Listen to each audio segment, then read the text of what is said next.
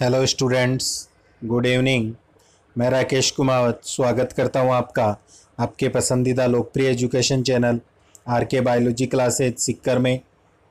तो देखिए, पिछले वीडियो में अपन ने चर्चा कर ली थी। इससे पहले मैं 3 वीडियो अपलोड कर चुका हूं। 12 साइंस बायोलॉजी के लेसन फर्स्ट अपना कंप्लीट हो चुका था और आशा करता हूं आप सभी ने उसके नोट्स भी लिख लिए होंगे। और कई स्टूडेंट्स ने बहुत ही अच्छे नोट्स लिखे हैं जो कि धन्यवाद के पात्र हैं। और कुछ स्टूडेंट्स तो ऐसे हैं जो ना तो वीडियो देखते हैं और ना ही नोट्स में रुचि ले रहे हैं। तो इसमें मैं कहना चाहूँगा कि नुकसान उन्हीं स्टूडेंट्स के होने वाला है, इसमें मेरा कोई नुकसान नहीं है।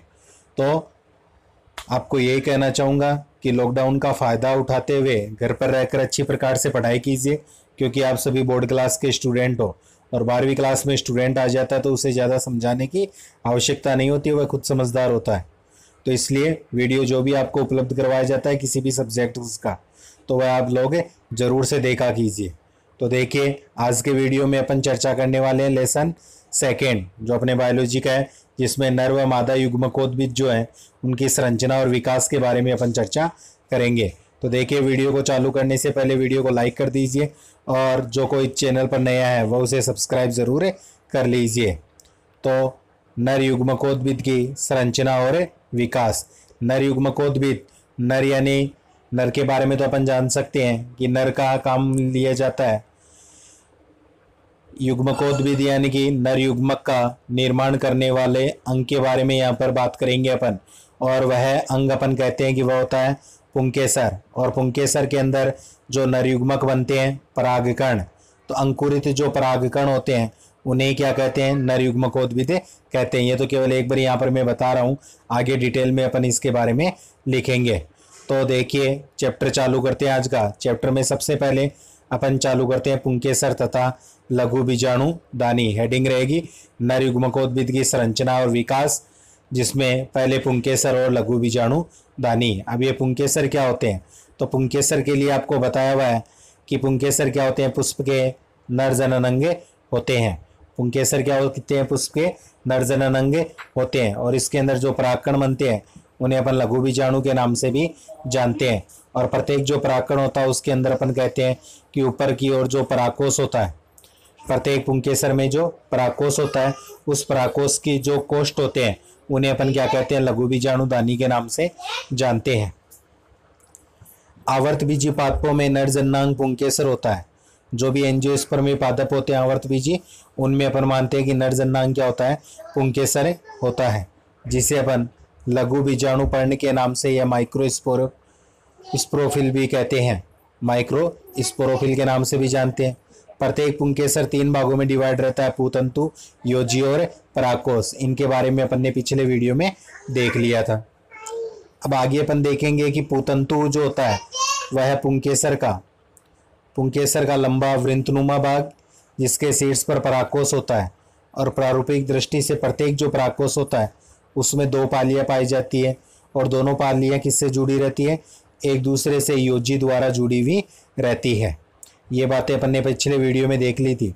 अब आगे अपन देखेंगे कि योजी क्या है? एक बंध्य उत्तक होता है।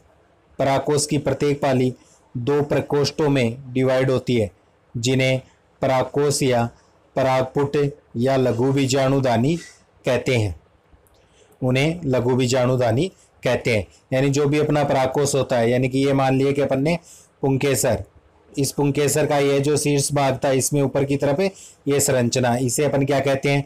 परागकोश कहते हैं। परागकोश की 2 पालियां दिखाई दे रही और प्रत्येक पाली की संरचना अंदर से ऐसी होती है, तो दोनों की संरचना ये बनती है। तो ये जो पालियां जो बन रही है उन्हें अपन क्या कह देते हैं? यहाँ पर लघु बीजाणुदानी के नाम से जानते हैं। यानी कि 2 एक कोष्ठ पहले 2 दिखाई देते हैं, फिर प्रत्येक एक के अंदर 2 होते हैं, तो टोटल 4 हो जाते हैं, तो लघु बीजाणुदानी कहते हैं। तब प्रत्येक द्विपालित परागकोश 4 लघु बीजाणुदानी युक्त होता है। मालवेसी कुल के पादपों में परागकोश एक पालित होता है, जिसमें केवल 2 लघु बीजाणुदानियां पाई जाती है। इन बीजाणुदानियों में लघु बीजाणुओं तथा परागकणों का क्या होता है? विकास होता है। यानी जो बीजाणुदानियां होती है इनमें लघु बीजाणु यानी कि जो नरयुग्मक होते हैं जिन्हें अपन परागकण कहते हैं, उनका क्या होता है? विकास इसी के अंदर होता है। अब देखिए यहाँ पर इस डायग्राम में क्या बताया गया है ये डायग्राम अपने मुख्य रूप से जो पुंकेसर होता है उसकी संरचना को प्रदर्शित कर रहा है। ये देख लीजिए, ये पुंकेसर की संरचना है यहाँ पर सारी। तो इस संरचना में यह पुंकेसर पार्ट है और ये ऊपर की तरफ अपने क्या दिखाई दे रहा है, परागकोश। ये अपना कौन सा पार्ट हो गया, ये इसका पूतंतु पार्ट हो जाता है। ये परागकोश और परागकोश की दो भित्ति दिख रही है, इनको जोड़ने वाला पार्ट क्या हो जाता है, योजी, जिसे अपन कहते हैं। अब इस परागकोश का जब अनुप्रस्थ काटते हैं तो अपने को ये संरचना प्राप्त होती है। तो अपन देखेंगे कि परागकोश में जो ये लघु बीजाणु दानियां है उनमें अपने को देखो छोटी छोटी जो राउंडेड संरचना दिख रही है, गोल संरचना, ये क्या है, परागकण। और परागकण क्या होते हैं, नर युग्मक होते हैं। इन्हें अपन लघु बीजाणु के नाम से भी जानते हैं। ये इस डायग्राम में दिखाए गए हैं। तो ये डायग्राम भी आपको नोट्स में बनाना है, इसका भी आपको ध्यान रखना है। अगर कोई डायग्राम नहीं बन पा रहा है तो उसकी 1 मिनट आप जगह छोड़ सकते हो, एक बार बाद में बुक से आप उसे बना सकते हो जब बुक अवेलेबल हो जाए। इसके बाद में आगे देखिए एक डायग्राम में अपन, और इसमें क्या दे रखा है कि जो पुंकेसर होता है उसकी ज़्यादा डिटेल दे रखी है किस प्रकार से। तो यहाँ पर देखिए कि अपने पहला जो ये डायग्राम प्रदर्शित हो रहा है इसमें क्या है, पुंकेसर का जो परागकोश है उसकी काटी है अपन ने, और काटी है तो ये 1 और 2 और 3 4 ये दानियाँ दिखाई दे रही है। अब अपन ने क्या किया है कि एक जो लघु बीजाणु दानी है उसकी क्या लिए अपन ने, अनुप्रस्थ काट लिया और उसका अध्ययन किया गया है। तो उसका अध्ययन करने पर अपन देखते हैं इसकी सबसे बाहरी परत है अंतःस्थीशियम होती है, फिर इसके पश्चात मध्य परत आती है, बाद में अपन कहते हैं इसमें जो लघु बीजाणु बनते हैं वह आते हैं। इन लघु बीजाणु का जो निर्माण होता है वह मातृकोशिका यानी लघु बीजाणु मातृकोशिका अपन कह देते हैं, और एक पाई जाती है टेपिटम सेल्स जो इनको पोषण प्रदान करने का कार्य करती है। इनके बारे में आगे पढ़ेंगे अपन, और डिटेल में इसका अगर डायग्राम देखें तो इस प्रकार से अंदर संरचना होती है। ये जो दिखाई दे रहे लघु बीजाणु दानी है और इनके अंदर ये क्या बने हुए हैं, अपने ये परागकण बने हुए हैं। ये संरचना अपने को है। ये डायग्राम भी अपना बनेगा मुख्य रूप से। अब आगे देखिए अपने आगे अपन बात करेंगे कि विकास की प्रारंभिक अवस्था में प्रत्येक जो परागकोश होता है एक निश्चित बाह्य त्वचा, इसे एपिडर्मिस कहते हैं, के द्वारा आवृत अविभेदित कोशिकाओं का समरूपी समूह होता है, जिसमें अनेक संरचनात्मक परिवर्तनों के फलस्वरूप 4 परागपुटों का विभेदन होता है। और प्रत्येक परागपुट की कुछ हाइपोडर्मल जो सेल होते हैं जिन्हें अधस्थ त्वचा कोशिका कहते हैं, वे क्या होती है, अन्य कोशिकाओं से आकार में बड़ी और सघन हो जाती है। यानी प्रत्येक परागपुट की कुछ अन्य हाइपोडर्मल सेल्स अन्य कोशिकाओं से आकार में बड़ी हो जाएगी और सघन जीवद्रव्य युक्त हो जाएगी, जिन्हें अपन क्या कहेंगे, प्रपसु कोशिकाएं या आर्कीस्पोरियल सेल्स कहते हैं। कई बार क्वेश्चन आता है आर्कीस्पोरियल सेल क्या होती है, तो अपन मानेंगे परागपुट की जो कोशिकाएं होती है हाइपोडर्मल सेल्स, वह अन्य कोशिकाओं से क्या हो जाती है, आकार में बड़ी हुई सघन जीवद्रव्य युक्त हो जाती है, जिन्हें अपन क्या कहते हैं, आर्कीस्पोरियल सेल्स कहते हैं। आगे अपन देखेंगे कि परागकोश का जो परिवर्धन होता है, परागकोश का परिवर्धन वह यूस्पोरेंजिएट होता है, यानी कि सुबीजाणुदानीय प्रकार का होता है। अब ये सुबीजाणुदानी से क्या मतलब होता है कि इस प्रकार के परिवर्तन में एक से अधिक बीजाणुदानियाँ जो होती है, बीजाणुदानियाँ प्रारंभिकाओं यानी कि स्पोरेंजियल इनिटियल से बीजाणुदानियाँ परागपुट का परिवर्धन होता है, बीजाणुदानियाँ परागपुट का परिवर्धन होता है। तो अगर क्वेश्चन आए कि परागकोश का परिवर्धन यूस्पोरेंजिएट यानी कि सुबीजाणुदानीय होता है कैसे, तो इस परिवर्धन में क्या होता है, एक से अधिक जो बीजाणुदानीय प्रारंभिकाओं से बीजाणुदानियाँ परागपुट का क्या होता है, परिवर्धन होता है, इसलिए इसे अपन सुबीजाणुदानीय कहते हैं। प्रत्येक जो प्रपस्व कोशिकाएं होती है यानी कि आर्कीस्पोरियल सेल्स एक परिणत विभाजन द्वारा 2 कोशिकाओं का निर्माण करती है, और वो 2 कोशिकाएं कौन कौन सी होती हैं, एक तो प्राथमिक बीतीय कोशिका होती है और एक कौन सी होती है, प्राथमिक बीजाणुजन कोशिका होती है। उनका वह क्या करती है, निर्माण करती है। अब आगे देखिए इसी में कि प्राथमिक बीतीय कोशिका परागकोश भित्ति का निर्माण कर लेती है, प्राथमिक बीतीय कोशिका परागकोश की भित्ति का निर्माण करती है, जबकि प्राथमिक जो बीजाणुजन कोशिका होती है वह सीधे लघु बीजाणु मातृकोशिका का निर्माण करती है। प्राथमिक बीतीय कोशिका तो परागकोश भित्ति बनाएगी, जबकि प्राथमिक बीजाणुजन कोशिका लघु बीजाणु मातृकोशिका का निर्माण करती है। या सूत्री विभाजन द्वारा अनेक बीजाणुजन सेल्स का निर्माण भी कर लेती है, जो बाद में लघु बीजाणु मातृकोशिका का क्या करती है, कार्य करती है। लघु बीजाणु मातृकोशिका वह कोशिका होती है जिससे अपन कह सकते हैं लघु बीजाणु का क्या होता है, निर्माण होता है। मातृकोशिका यानी जनक कोशिका। अतः प्रत्येक परागकोश परिवर्धन के फलस्वरूप दो स्पष्ट भागों में विभेदित हो जाता है। दो स्पष्ट भाग कौन कौन से, एक तो बन जाती है परागकोश की भित्ति और एक बन जाती है बीजाणुजन कोशिकाएं। तो इनके बारे में अपन चर्चा करेंगे। सबसे पहले अपन देखेंगे परागकोश से भित्ति, जिसे एंथर वाल के नाम से भी अपन जानते हैं। परागकोश भित्ति नोट्स जो भी बनाओ फ्रेंड्स, साफ सुथरे बनाने हैं बिल्कुल।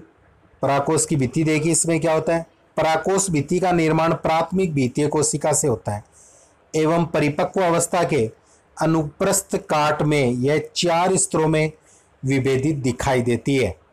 ये चारों स्तर परिधि से केंद्र की ओर एक निश्चित क्रम में व्यवस्थित रहते हैं, जो निम्न प्रकार से होते हैं। सबसे बाह्य त्वचा होती है, फिर अपन कहते हैं अंतःस्व त्वचा होती है, और फिर कहते हैं मध्य स्तर होता है, फिर पोषोतक होता है। पोषोतक जिसे अपन क्या कहते हैं, टेपिटम के नाम से भी जानते हैं। टेपिटम लेयर होती है 4 नंबर पर, पोषोतक भी इसे कहते हैं, पोषोतक। फिर इनका वर्णन करते हैं तो सबसे पहले अपन बात करते हैं बाह्य त्वचा यानी कि एपिडर्मिस।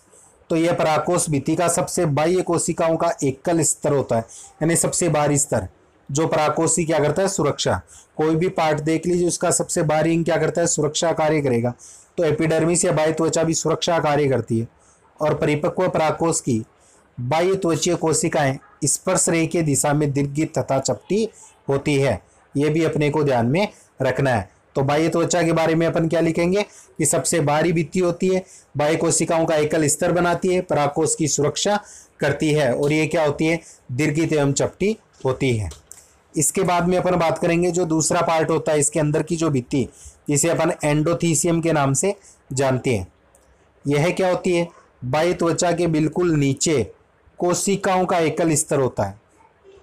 बाह्य त्वचा के बिल्कुल नीचे कोशिकाओं का एकल स्तर होता है, जिसमें कोशिकाएं मोटी व त्रिज्यतः दीर्घित होती है, यानी इसकी सेल्स मोटी भी होती है और दीर्घित अपन कह सकते हैं बड़ी होती है।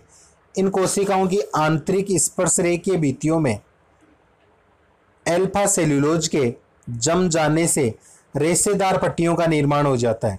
तो कई बार पूछ लेते हैं रेशेदार पट्टियां क्यों बनती है, तो सेल्यूलोज के जमाव के कारण यह बनती है। पट्टियां बन जाती है जो यू आकार की होती है। पट्टियां जो होती है वह यू आकार की होती है। ये कोशिकाएं आर्द्रताग्राही प्रकृति की होती है, यानी आर्द्रता या नमी को क्या करती है, अवशोषित। ग्राही यानी ग्रहण करने वाली, तो नमी को अवशोषित करती है, आर्द्रताग्राही प्रकृति की होगी। एवं शुष्क अवस्था में इनमें खिंचाव या तनाव भी उत्पन्न होता है। जब ये शुष्क हो जाते हैं, इनमें नमी वगैरह की कमी हो जाती है, तो इनमें खिंचाव या तनाव उत्पन्न होता है, जिससे परागकोश का क्या हो जाता है, प्रस्फुटन हो जाता है। परागकोश प्रस्फुटन का मतलब होता है परागकोश की भित्ति का फट जाना, जिससे अंदर के जो नरयुग्मक परागकण होते हैं वह क्या होते हैं, बाहर निकले आते हैं। उसे अपन कहते हैं परागकोश का प्रस्फुटन। अब परागकोश का प्रस्फुटन कब हो रहा है, जब यहाँ पर अपन मान रहे हैं कि नमी या जल की कमी आ जाती है, तो इसकी सेल्स में खिंचाव या तनाव उत्पन्न होता है, जिसके कारण से परागकोश क्या हो जाता है, फटे जाता है। फिर अपन देखेंगे कि जो मध्य जनन स्तर होता है, मध्य स्तर मिडिल लेयर, उसमें क्या होता है, तो अंतःस्थीसियम के अंदर की तरफ कोशिकाओं की 1 से 3 परतें मध्य स्तर का निर्माण करती है। ये कोशिकाएं पतली भित्ति युक्त एवं अल्पकालिक होती है, यानी कुछ समय के लिए अपन कह सकते हैं ये पाई जाती है। अब जो मुख्य पाई जाती है वो होती है पोषूतक या टेपिटम, और इससे क्वेश्चन जरूर पूछा जाता है, इसलिए ध्यान से समझना इसे। यह परागकोश भित्ति का सबसे आंतरिक और विशिष्ट स्तर होता है, सबसे अंदर की तरफ पाया जाता है और विशिष्ट स्तर होता है। यह बीजाणुजन उत्तक के चारों ओर एकल स्तर के रूप में पाया जाता है। बीजाणुजन उत्तक जिनके द्वारा बीजाणुओं का निर्माण होता है के चारों ओर एकल स्तर के रूप में पाया जाता है। लघु बीजाणु की चतुष्क अवस्था तक यह स्तर पूर्ण विकसित हो जाता है, यानी लघु बीजाणु यानी कि परागकण जब चतुष्क अवस्था में आते हैं तब तक यह स्तर पूर्ण विकसित हो जाता है। टेपिटम कोशिकाओं का कोशिका द्रव्य जो होता है वह सघन होता है और केंद्र क्या होता है, बिल्कुल स्पष्ट पाया जाता है। परिपक्व अवस्था में ये कोशिकाएं कैसी होती है? बहुकेंद्र की होती है। परिपक्व अवस्था में अगर अपन देखें तो कोशिका बहुकेंद्र की होगी और बहुगुणित भी अपन इन्हें मान सकते हैं। बहुगुणित का मतलब बहुत से गुणसूत्र युक्त मानेंगे, और बहुकेंद्र की यानी केंद्र की संख्या एक से ज्यादा अपन ले सकते हैं, तो बहुगुणित होगी और साथ में बहुकेंद्र की भी होगी। इसके बाद में देखिए कि जो आवर्तबीजी है, आवर्तबीजी पादपों में कोशिकाओं के स्वभाव के आधार पर टेपिटम कितने प्रकार की मानी गई है? 2 प्रकार की टेपिटम अपन मानते हैं, जिन्हें एक तो होती है अमीबीय टेपिटम और एक होती है स्त्राविया ग्रंथिल टेपिटम। फर्स्ट अपन कहेंगे जो अमीबीय टेपिटम होती है, और दूसरी जो होती है वह स्त्राविया ग्रंथिल टेपिटम के नाम से जानते हैं। तो स्टूडेंट्स जरूर याद रखना, 2 प्रकार की टेपिटम बता रहा हूं, एक अमीबीय टेपिटम और दूसरी होती है स्त्राविया ग्रंथिल टेपिटम। आगे देखिए टेपिटम के बारे में। टेपिटम की कोशिकाओं से वसीय प्रकृति की यानी कि वसा से निर्मित वसीय प्रकृति की गोलाकार संरचना का निर्माण होता है, जिसे प्रोयूबिस काय पाई जाती है। यानी वसीय प्रकृति की गोलाकार जो संरचना होती है जिसे अपन क्या कहते हैं? प्रोयूबिस बॉडीज यानी कि प्रोयूबिस काय के नाम से जानेंगे। और यह प्रोयूबिस काय क्या होती है? स्पोरोपोलेनिन। यह जो प्रोबिस बॉडीज या प्रोयूबिस काय क्या करती है? स्पोरोपोलेनिन नामक पदार्थ के जमने से यूबिस काय में परिवर्तित हो जाती है। काफी मोस्ट लाइन है, क्वेश्चन आता है स्पोरोपोलेनिन का, याद रखना। प्रोयूबिस काय स्पोरोपोलेनिन नामक पदार्थ के जमने से यूबिस काय में परिवर्तित हो जाती है तथा परागकणों के बाह्य चोल के निर्माण में क्या करती है? सहयोग करती है। परागकणों का जो बाह्य चोल बनता है उसमें क्या करती है? सहयोग करने का कार्य भी करती है। अधिकांश द्विबीजपत्री पादपों में स्त्रावी प्रकार की टेपिटम पाई जाती है। क्वेश्चन एक बार पूछा गया है स्त्रावी प्रकार की टेपिटम कौन से पादपों की विशेषता होती है? तो ध्यान रखना जो द्विबीजपत्री पादप होते हैं उनकी विशेषता होती है।